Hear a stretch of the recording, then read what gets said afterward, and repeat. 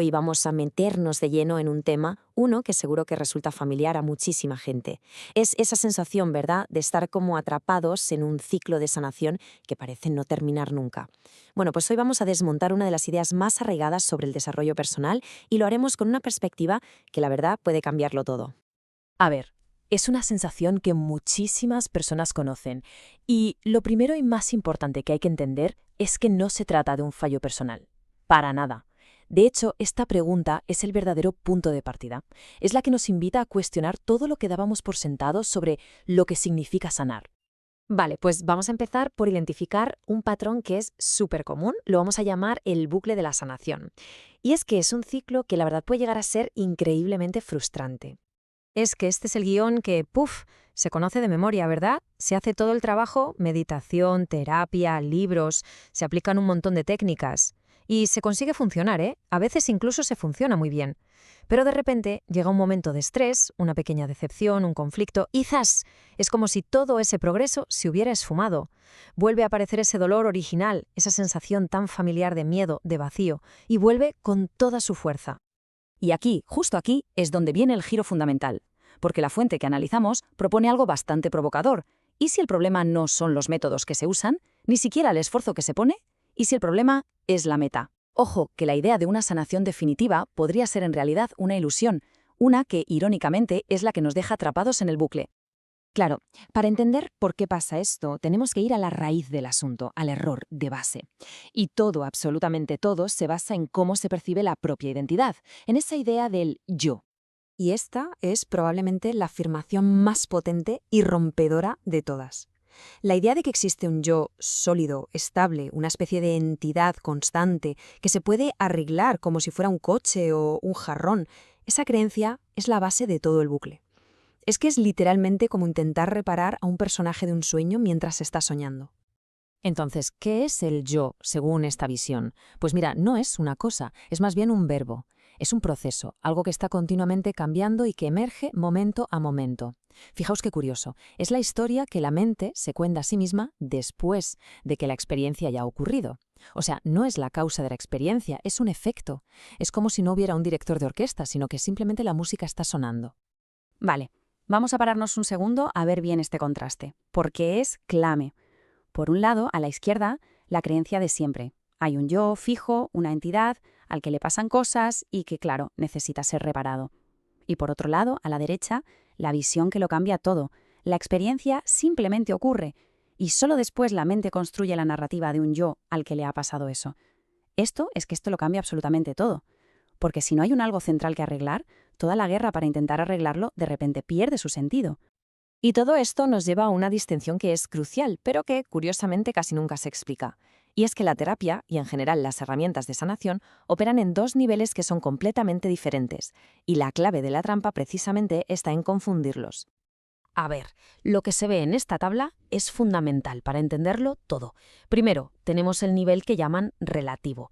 Este es, por así decirlo, el campo de juego de la psicología tradicional. El objetivo es súper práctico, ya que vivimos con la experiencia de este personaje llamado yo, pues vamos a hacerlo más funcional, más estable, vamos a ayudarle a vivir con menos sufrimiento, y esto, por supuesto, es útil y muy necesario.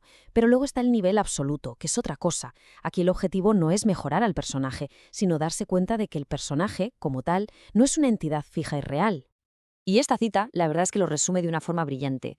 La terapia existe para hacer que la vida del personaje sea vivible, más llevadera. No está diseñada para desmontar la creencia de que ese personaje es una entidad real.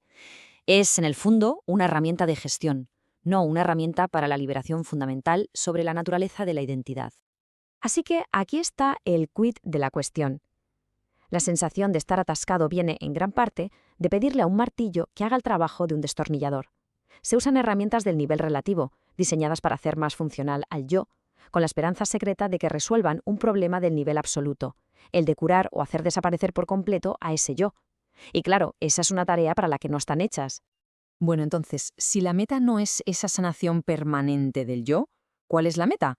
¿Qué es la liberación de la que hablamos? Pues aquí es donde se redefine el objetivo por completo. Y el primer punto, que es muy importante y bastante contraintuitivo, es este. La liberación no es la ausencia de dolor. La meta no es llegar a un estado idílico donde nunca más se sienta miedo o tristeza o rabia. De hecho, pretender eso es simplemente otra forma de violencia contra la propia experiencia. Aquí está la clave para entenderlo todo. Pensemos en 2 capas. La primera capa es lo que podríamos llamar el dolor primario. Es la sensación cruda, la emoción difícil que aparece en el cuerpo, el miedo, la tristeza. Eso en gran medida es inevitable. Pero luego viene la segunda capa, que es la que se añade encima, la narrativa, la historia, el juicio. El típico «otra vez yo con esto», «no he sanado nada», «soy un fracaso». Este es el sufrimiento secundario, y este sí que depende de esa creencia en un yo que ha fallado. Pues la verdadera liberación consiste justo en esto, en que la segunda capa, la de la narrativa del yo fallido, simplemente deja de añadirse. Ojo, no se trata de que el dolor primario no aparezca. Claro que aparecerá. Se trata de que, cuando aparece, ya no se le echa encima esa segunda capa de veneno, esa historia personal de fracaso. La emoción viene, se siente y pasa, pero ya no se convierte en una prueba de una identidad defectuosa. Y con esto llegamos ya a la conclusión de este análisis, que es quizás la parte más importante.